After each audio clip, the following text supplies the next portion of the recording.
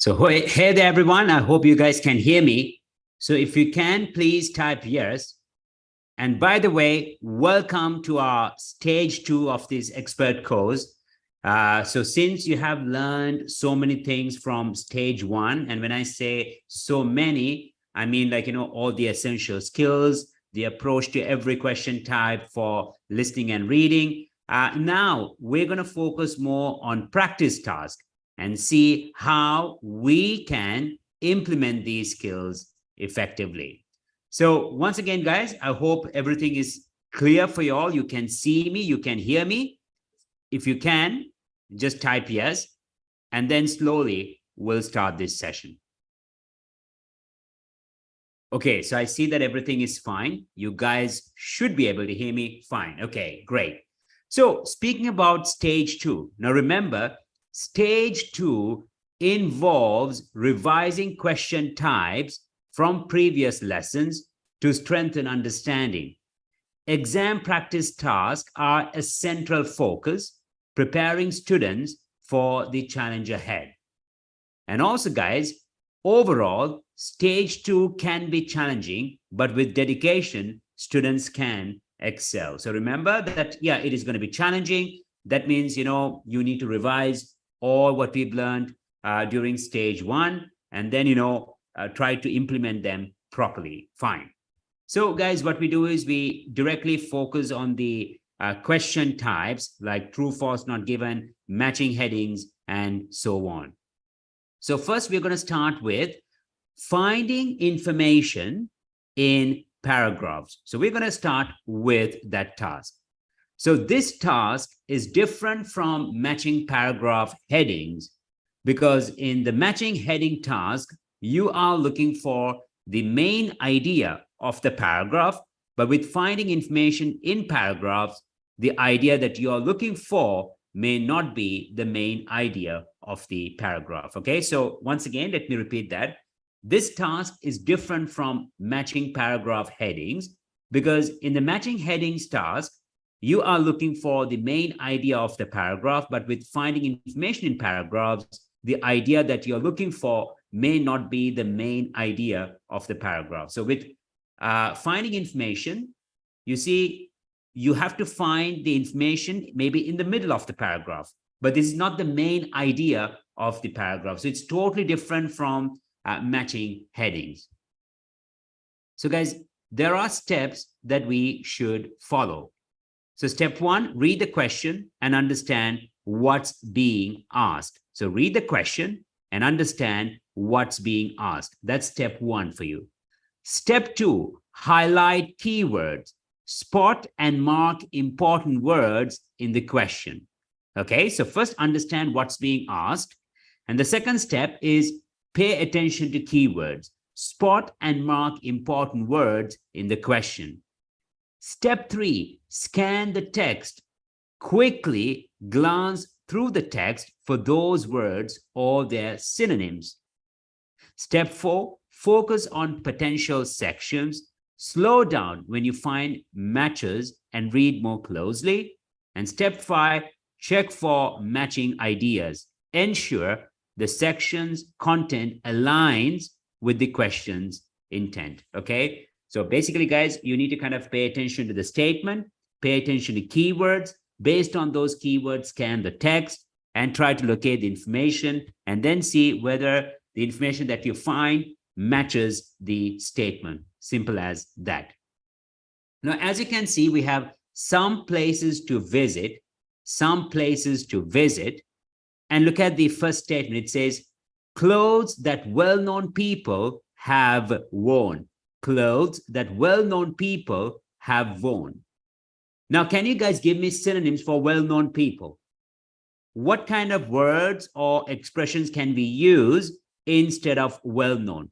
Clothes that well-known people have worn.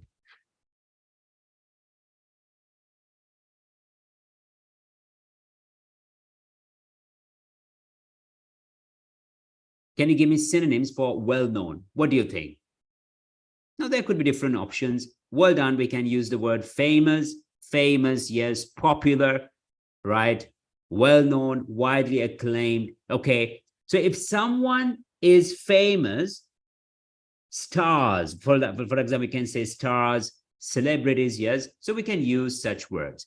Now here, you need to scan the text. Clothes well-known people have worn. Maybe you might not find exactly these phrases. So clothes, maybe costumes, dresses, right? Now, in which category can we find this? Is it D, E, or F? In which paragraph can we find this information? Clothes that well-known people have worn.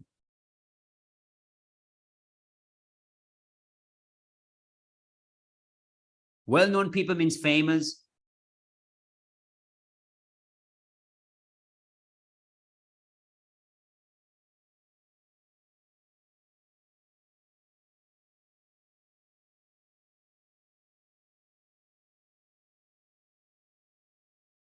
So in which paragraph do they mention about,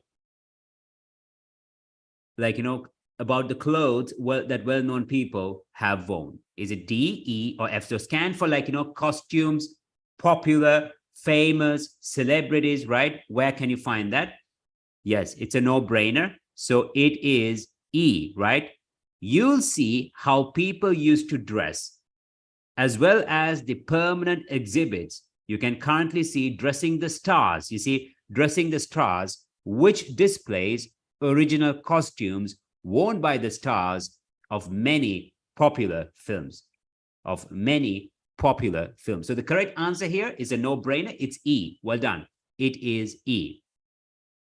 So once again, look at the second statement. Implement the same strategies. A display that cannot be seen yet. A display that cannot be seen yet.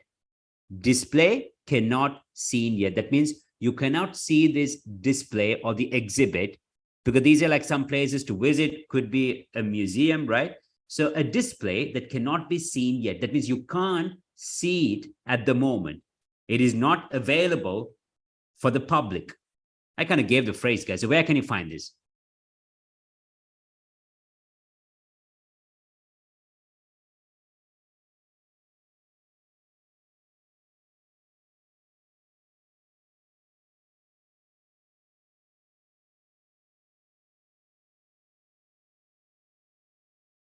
In which paragraph do they mention about something that is not available for the public to view, or the public can't have access to it? Is it A, B, or C?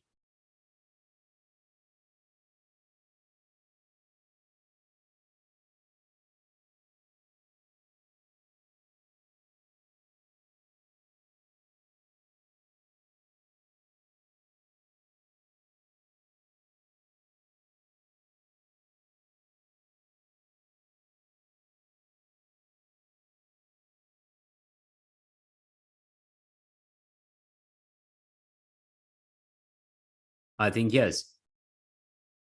So a display that cannot be seen. So here it says, right, the Folk Art Gallery,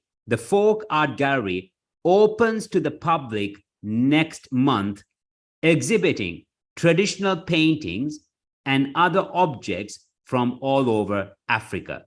So that means, look at the statement again. Let's try to understand. It says a display that cannot be seen yet, that cannot be accessed for the moment. The Folk Art Gallery opens to the public next month, exhibiting traditional paintings and other objects from all over Africa. So it's a no-brainer. It's B, right? It's B. Well done. Very good. Very good. Okay. Look at number 3. People who talk in an entertaining way. So in which paragraph do they mention about people who talk in an entertaining way? Now, if someone sounds entertaining, or by the way they talk, that means they could be entertainers, or maybe, let's say, comedians, right? Stand-up comedians, right? Maybe a public speaker, you never know. So people who talk in an entertaining way. Read carefully, guys. Now, before you scan, think about what kind of phrases you might find here. Maybe someone gives a speech, narrate something. In which paragraph can you find this?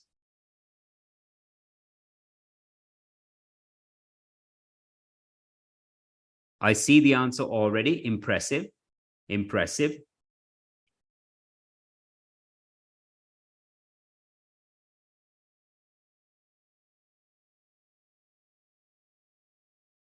Entertaining means, they engage you, or whatever they say would be captivating, interesting, right? Simple as that. In which paragraph do they mention people who talk in an entertaining way?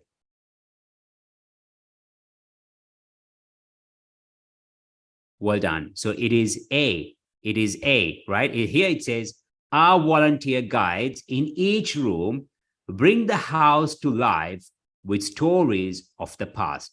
Our volunteer guides in each room bring the house to life with stories of the past. With stories of the past. So the correct answer here is A. The correct answer here is A. Well done. Very good. Very good. Those who got it right, well done. Those who got it wrong, don't get discouraged. Learn from your mistakes. Look at the fourth statement. The museum having just reopened. Now, in which paragraph do they mention about a museum that has been opened recently?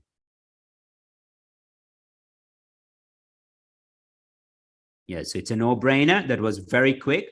The museum having just reopened.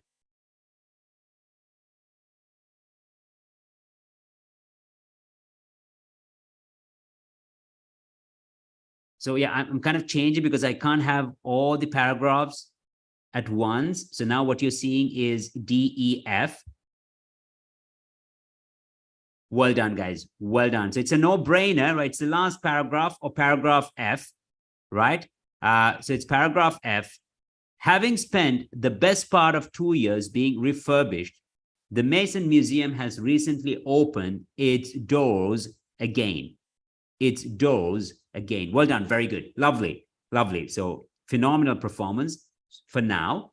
Let's move on. So a building that has changed its function several times.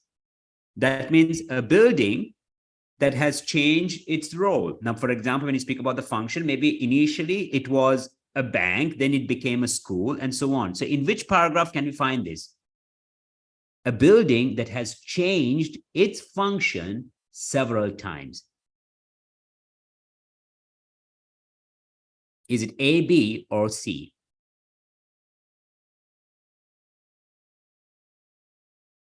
So it's a no-brainer, right? It's actually C. You see, the building that started life as a theater before becoming a bank and then a restaurant, which is still in operation, which is still in operation. So the correct answer is C. Absolutely. It is C. Well done. Lovely. Lovely. Lovely. Yes, great. Okay, look at number 6. Furniture of the same kind that was used when the building was new. That means furniture of the same kind that was used when the building was new. In other words, they still use the same furniture from the time they opened this building, for example.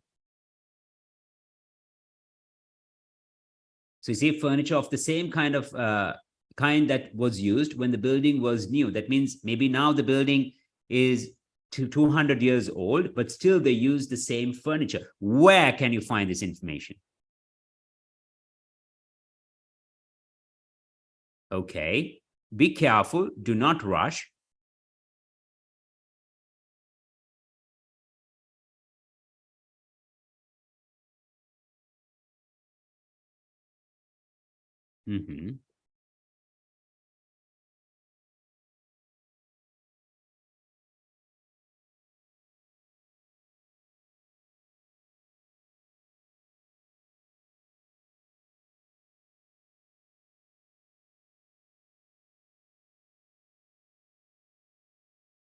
Okay, okay. So basically, yes, it provides a magnificent setting for its art collection and for the beautiful 18th century furniture for which the mason is famous, right? So having spent the best part of 2 years being refurbished, so has recently opened its doors again. It provides a magnificent setting for its art collection and for the beautiful 18th century furniture for which the mason is famous.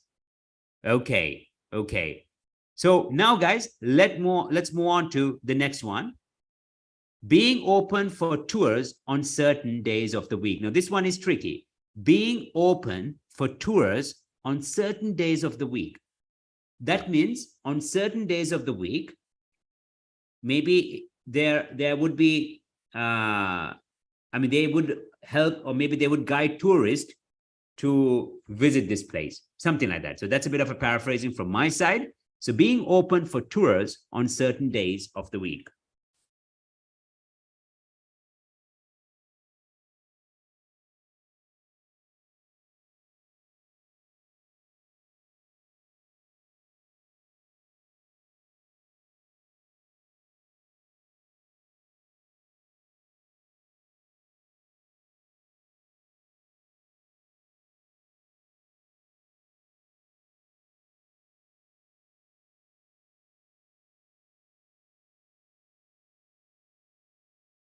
Well done. Very good, guys. So it's actually C, right? You see, on Sundays and Mondays, when the restaurant is closed, a guide is available. Absolutely. On Sundays and Mondays, when the restaurant is closed, a guide is available.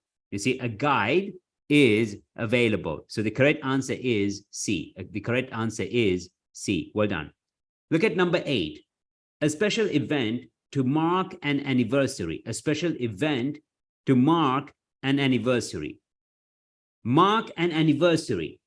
Okay, so that's a special event to mark the anniversary, mark an anniversary. So we can say to commemorate, to celebrate, to remember, okay, maybe to symbolize, whatever. So where can you find this phrase? A special event to mark an anniversary. A special event, where, in which paragraph do they mention about a special event to celebrate something?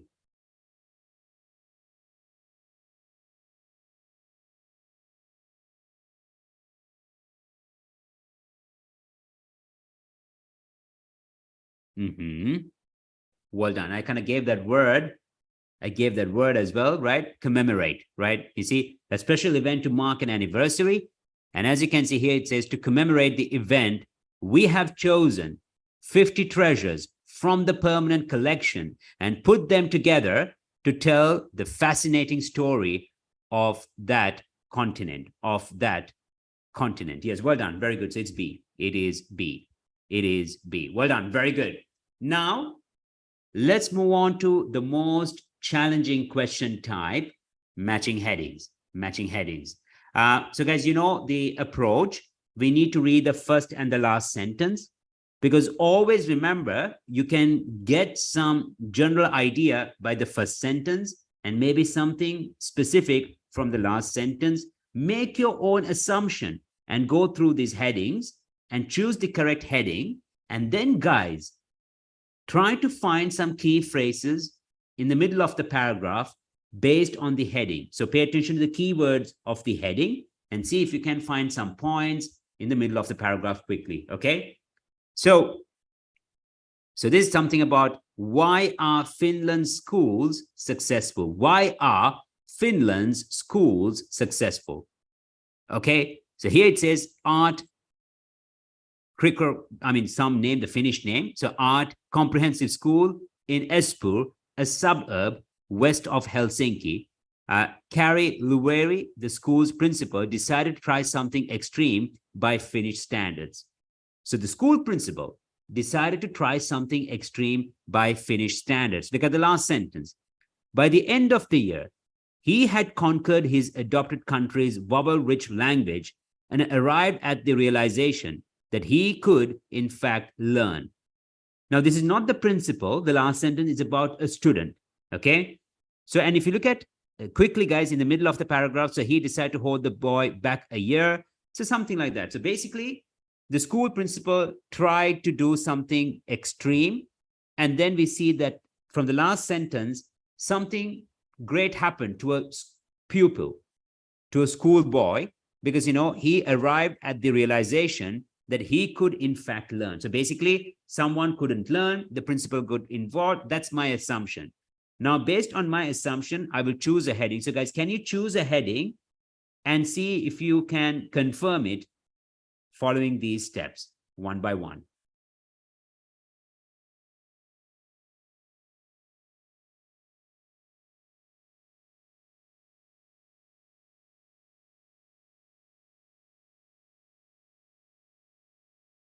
Take your time, it's easy. So it was a method.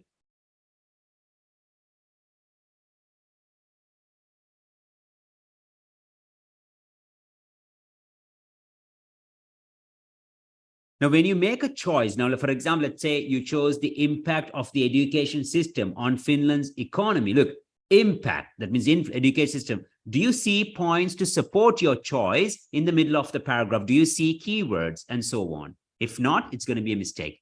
So the correct heading, guys, is actually the sixth heading. You see, an approach that helped a young learner. Look, in the middle of the paragraph, it clearly states, so he decided to hold the boy back a year when he was not studying science, like, geography and math.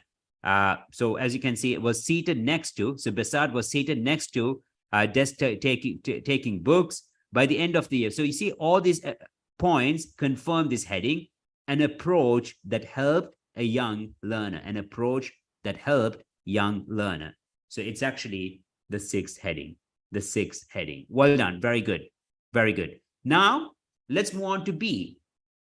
Look at the first sentence. It says, the tale of a single rescued child hints at some of the reasons for Finland's amazing record of education success. Now, this kind of approach proves why Finland's education is successful, okay? In the latest PISA scores, the nation came second in science, third in reading, and sixth in math among nearly 500,000 students worldwide. Now, clearly, it speaks about the success of Finland. And look at for numbers, 40 years ago, but teachers had little idea it had been so successful. So it speaks about the effectiveness of Finland's education.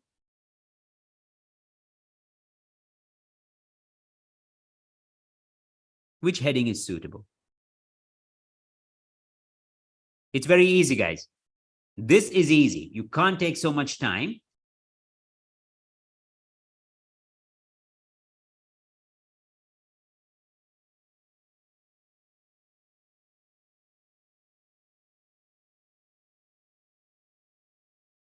It's an assessment program for international student assessment. So yes, it's a no-brainer, right? It is the seventh heading, right? It is the seventh heading. Statistical proof of education success. Why? Because here it says in this year, the first results from the program for international students assessment, a standardized test given for 15-year-old, more than 40 global venues, reveal Finnish youth to be the best at reading in the world, right? And last sentence, like I said, the last sentence always provides a more specific hint. So in the latest PISA scores, the nation came second in science, third in reading, and sixth in math among nearly 500,000 students worldwide. 500,000 students worldwide. So it's the seventh heading. Well done. Well done. Very good. Very good. Lovely. Now look at the next one. Why are Finland's schools successful? Okay, that's the heading. I'm sorry. Look at this. Look at C. Okay. In the United States, government officials have attempted to improve standards by introducing marketplace competition into public schools. Look, in the United States, government officials have attempted to improve standards by introducing marketplace competition. Marketplace. Now, that's the key phrase here, the key word, I'm sorry, marketplace competition into public schools. And the last sentence, it says, so here, as you can see, the last sentence, it says, if you only measure the statistics, you miss the human aspect. So this is something like United States want to introduce a more commercial financial approach. And as you can see, we can see phrases like Wall Street quickly, Bill Gates, President Obama to apparently thought competition was the answer. So it's about a commercial aspect. Which heading could be suitable here?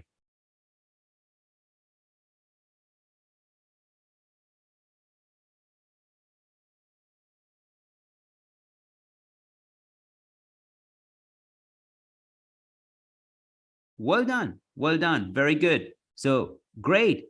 It's number one, right?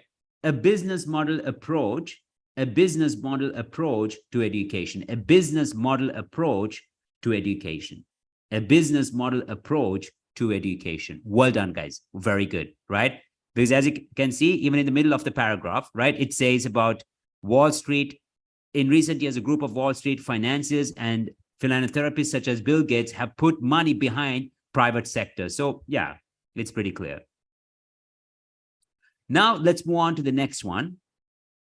Yeah, so pay attention to the heading. It's better to kind of, show you all the underlined ones. There are no compulsory standardized tests in Finland apart from one exam at the end of students' senior year in high school. The result is that a Finnish child has a good chance of getting the same quality education, no matter whether he or she lives in a rural village or a university town. So the result is that a Finnish child has a good chance of getting the same quality education, no matter whether he or she lives in a rural village or a university town.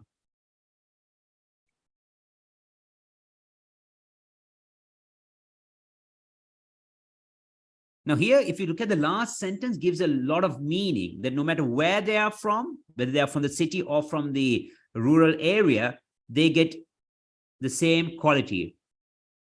So which one is correct?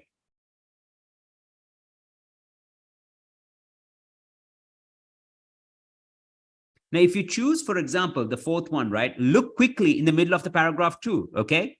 Because when you say ways, do you see like, those points quickly, okay? See, Finland schools are publicly funded, right? Every school has the same national goals. So absolutely, it is the fourth one, ways in which equality is maintained in the Finnish education system, right? Ways in which equality is maintained in the Finnish education system. Well done. Very good. Lovely. So do you see, guys, it's very important, right, to go with the method. Do not try to kind of, change the method, because that's not going to help. Well done, but overall, very good. Now look at E. It's almost unheard of for a child to show up hungry to school. Okay. Healthcare is even free for students taking degree courses. So it's about the well-being, the welfare, right? It's about, a child's health,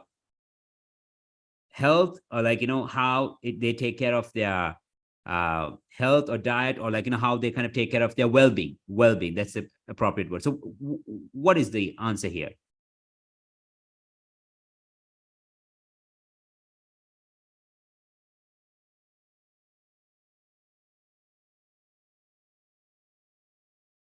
Yes, it's becoming easier and easier. So the correct heading is actually a no-brainer, right? It's the eighth one. Support for families working and living in Finland. Support for families working and living in Finland. Well done. Very good. Very good. Okay. Now look at F. Finland schools were not always a wonder. Finland schools were not always a wonder, because now you see, when you read this text, now guys, you see, the biggest mistake is we kind of, when we're at the exam, it's an exam task. Oh my God, I need to kind of find the correct heading. Now that attitude will not work. It's the same as playing football or playing baseball. Every coach would tell the player, like, come on, go and enjoy yourself. Enjoy the game, enjoy the text, get involved, because that way it will give a clear idea. So here it says, Finland schools were not always a wonder. It was not always great. We have our own motivation to succeed because we love work. So what do you see here? Maybe at the beginning, it was not that peachy creamy, right? And then maybe they took some measures.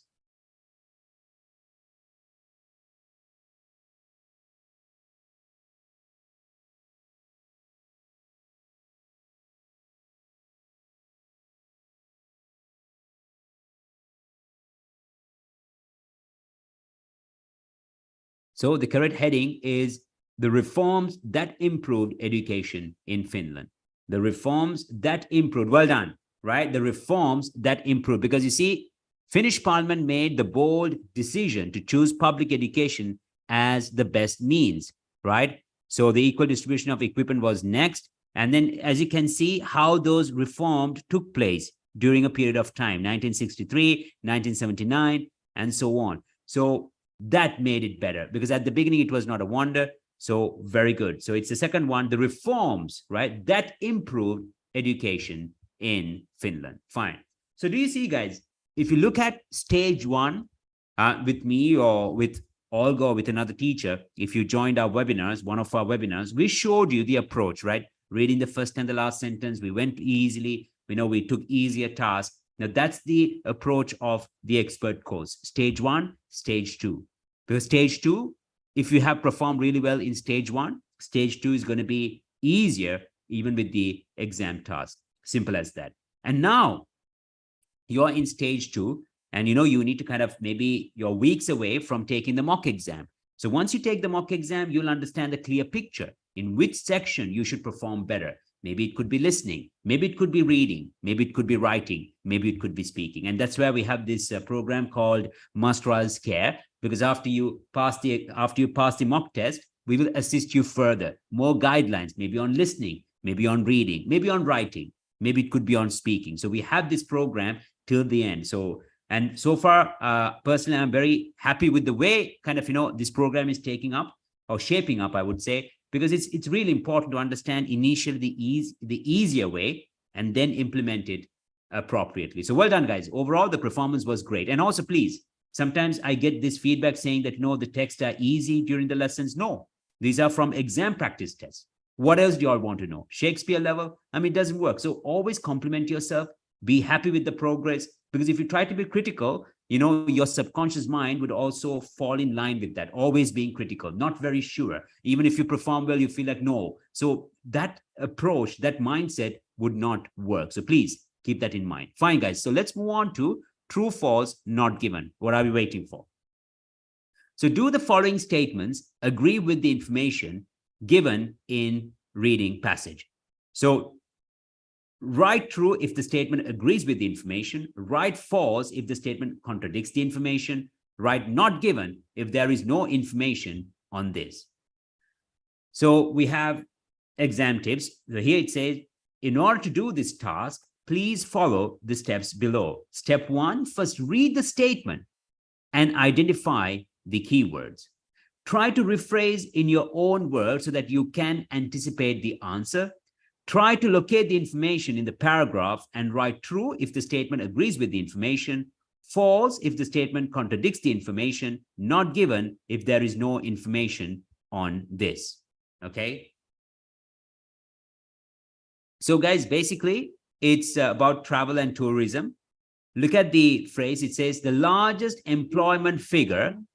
So the largest employment figures in the world are found in the travel and tourism industry. Okay. So the largest employment figures in the world are found in the travel and tourism industry. Is this statement true, false, or not given? What do you think?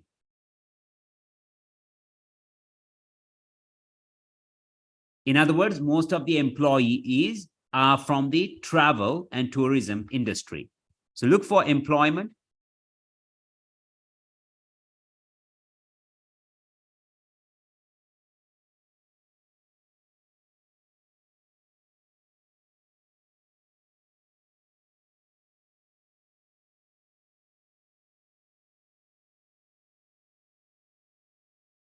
Yes. So it's a no-brainer, right? It's a no-brainer, right? It says the travel and tourism industry is the world's largest employer to almost 130 million jobs or almost 7% of all employees. 7% of all employees. So it's actually true. It's actually true. Well done. Very good. Very good. Okay. So amazing answer. So let's move on to the next one. It says tourism contributes over 6% of the Australian gross national product. Tourism contributes over 6% of the Australian gross national product.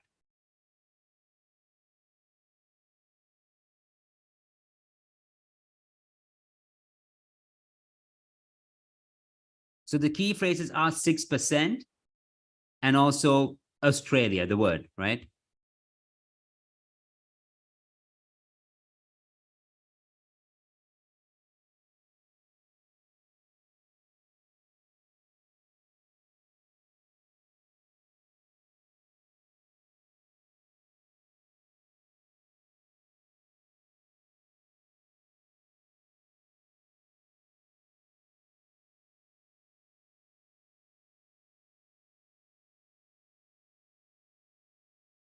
How is it going?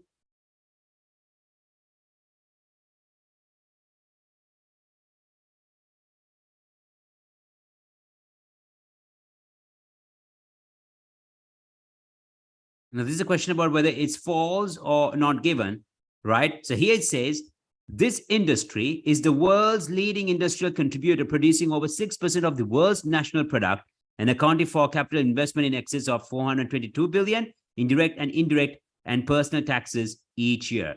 Now, you can say, okay, why it's not false? No, it's about, we are looking at Australia's.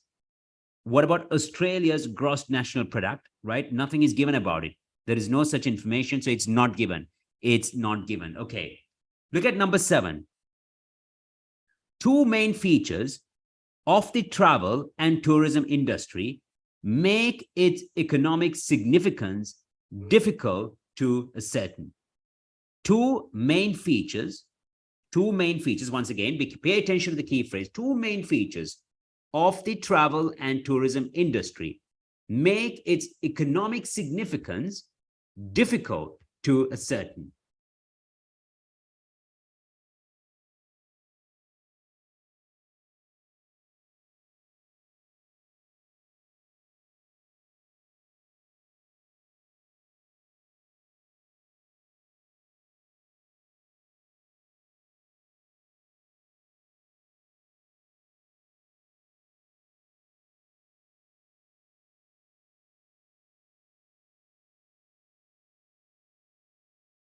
These are tricky ones, guys.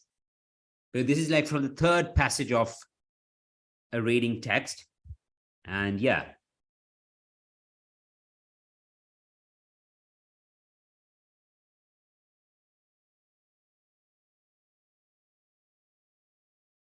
So once again, two main features of the travel and tourism industry make its economic significance difficult to ascertain. So there are two reasons why it is difficult to understand the importance of this field about of tourism, travel and tourism to the economy. You see, so it's because of two reasons. It's difficult to understand the travel and tourism's importance towards the economy. Is it true, false, or not given?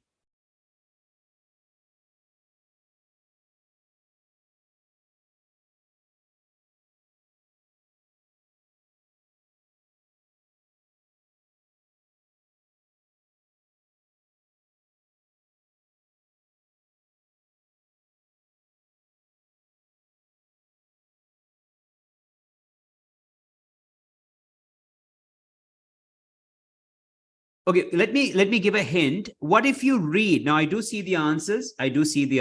So I do see different answers, right? But I just want everyone to kind of get a bit involved. So if you read the first sentence, what can you understand? In a situation like this, you do need to rephrase the statement as much as possible. Now, did you see what I was doing? I was trying to understand the statement better. In other words, right? I tried to rephrase to kind of, get the general idea. Now, if you read the first sentence once again, what do you understand from this?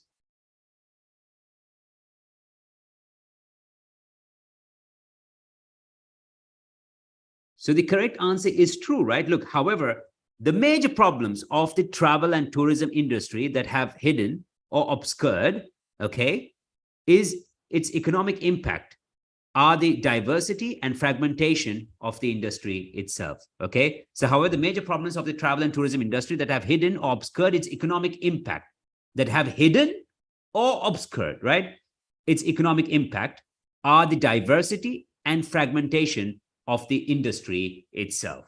So, based on this, it is actually true. It is actually true. Fine. So now, guys, the thing is, when you prepare for the exam, you do need to become familiar with this particular task. Or, for example, true, false, not given. Because remember, when you have to deal with the text, first you'll have matching headings, then you'll have true, false, not given. Maybe then you'll have multiple choice questions. So you do need to kind of train yourself to deal with it properly, because it will be crucial if you want to achieve a very high score. It's not over yet. One more. Yes, I'm sorry.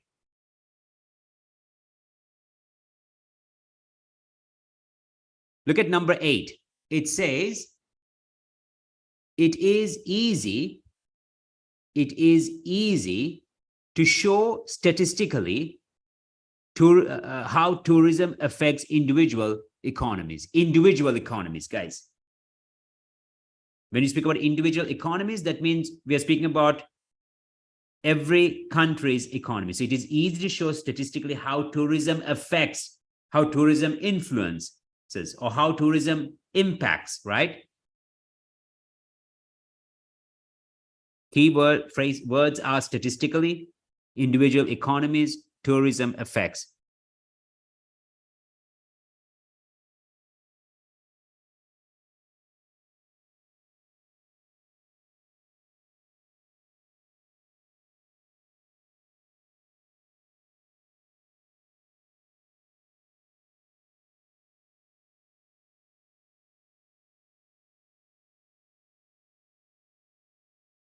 Well done, very good. So it is not possible with any degree of certainty to provide precise, valid, or reliable data about the extent of worldwide tourism participation or its economic impact. In many cases, similar difficulties arise when attempts are made to measure domestic tourism. Measure domestic tourism. So actually, number 8 is false. Well done. Very good. Very good. Now it was a no-brainer for you all. Okay, great. Great, guys. Fine. Now we're going to do a bit of listening. And I have to be very honest with you all. We're going to deal with some challenging tasks today. So directly, we're going to move on to part 3, like questions 21 to 26. Choose the correct letter A, B, or C. Choose the correct letter A, B, or C. A, B, or C. Okay, so you know. Now, the thing is, guys, maybe you already know, maybe you must have experienced this even when you work on the platform. When you have to deal with multiple choice questions, you might feel all the options are correct. That's how they're going to deceive you. So in order to overcome that, first, read the question, pay attention to keywords, and go through all the options. And also pay attention to certain words that would be replaced with synonyms or how they might rephrase it. Okay. So first, always try to understand the context. It says, presentation on the problems and potential of biofuels. Presentation on the problems and potential of biofuels. Look at question number 21. Mike suggests they begin their presentation by, so Mike suggests, so he suggests, now I would underline that because they might use a synonym for there. Like, let me suggest, or I think my idea would be, right? So think about that as well. So Mike suggests they begin their presentation by A, explaining what kind of harm is caused by fossil fuels, pointing out that biofuels were in use before fossil fuels, ensuring students know the difference between fossil fuels and biofuels. Okay, so how they're going to begin. Okay, that's Mike's suggestion, by the way. Look at number 22. Karina doesn't want to discuss the production of ethanol because, now she doesn't want to discuss the production of ethanol. A, other students will already be familiar with the process. B, there will not be time to cover more important information. C, they may not provide an accurate description. Okay, so accurate, maybe up to date, maybe they won't be precise. Think about those words as well. 23, which source of biofuel do the students agree is least environmentally friendly? Okay, which source of biofuel? Is it sugarcane, corn, or canola? Okay, so it's very important, guys, because they might say, sugarcane can be a bit concerning, so be careful. So pay attention to distractors. Having said that, however, pay attention to those contrasting linking words and phrases as well. That will be helpful. 24, what is the main problem facing the development of the biofuel industry in the USA? So what is the main problem facing the development of the biofuel industry in the USA? A, inadequate infrastructure for transporting ethanol, not enough farmers growing biofuel crops, little government support biofuel development. Okay, so what is the main problem facing the development of the biofuel industry in the USA? Is it inadequate infrastructure for transporting ethanol, not enough farmers growing biofuel crops, little government support of biofuel development? 25, Karina doubts that sugarcane production in Brazil will lead to loss of wildlife habitats. Okay, so even, guys, when they say wildlife habitats, you need to be prepared for different options they might use, like animal from the wild, would extinct. Think about it. I'm just giving suggestions. Create a large number of jobs in the biofuel sector, continue to provide enough energy for the country's needs. 26, Karina and Mike conclude that in order to increase the use of biofuels, the price of fossil fuels must go up, more machinery must be adapted to use them, production methods must be more energy efficient. Production methods must be more energy efficient. Okay, so I hope you guys are ready. You also please pay attention to all the key phrases. Okay, that will be important. I'm going to play the audio file. So remember, guys, always make sure to write down your answers, and then when I pause, you can type. Okay, so let's follow that approach. So I think it's the 61st audio. So guys, I'm going to play the audio. So please tell me if you can hear the audio, not me. Okay, so please give me the thumbs up or the plus sign so that I know everything is fine. So okay.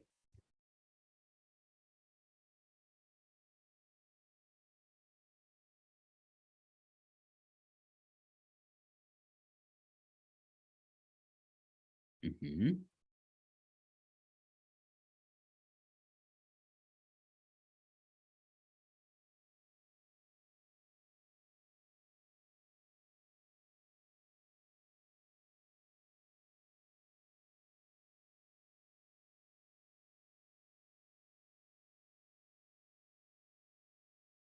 Recording 61. You will hear two students discussing their assignments. First, you have some time to look at questions 21 to 26. So I think everything should be fine, right? Yes. Okay. So you guys can hear me. And let's start. Okay.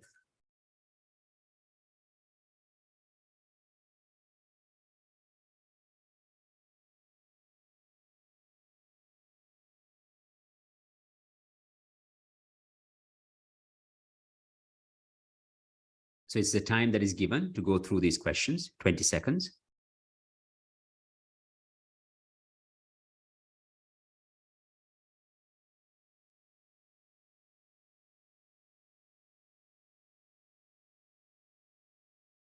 Hi, Mike. How's it going? Actually, I was up last night with an assignment, so yeah, I'm tired, but I guess we'd better sort this presentation out. Well, we've done enough background reading, but I think we need to organise exactly what we're going to say about biofuels during the presentation, and the order. I thought we could start by asking our audience what car engines were first designed to run on. fossil fuels or biofuels. Nice idea. Yes, when most people think about cars and fuel, they think about all the carbon dioxide that's produced, but they don't realise that that wasn't always the case. You're probably right. The earliest car engines ran on fuel made from corn and peanut oil, didn't they? Yes. The manufacturers used the corn and peanut oil and turned them into a kind of very pure alcohol. You mean ethanol? Yes. In fact, most biofuels are still based on ethanol. Actually, I've got some notes here about the process of turning plant matter into ethanol, the chemical reactions and the fermentation stages. And It's interesting. The other students would appreciate it, but different biofuels use different processes. And if we give a general description, there's a risk we'll get it wrong, and then the tutor might mark us down. I'd rather we focus on the environmental issues. Fair enough. So, the main plants that are used for biofuel production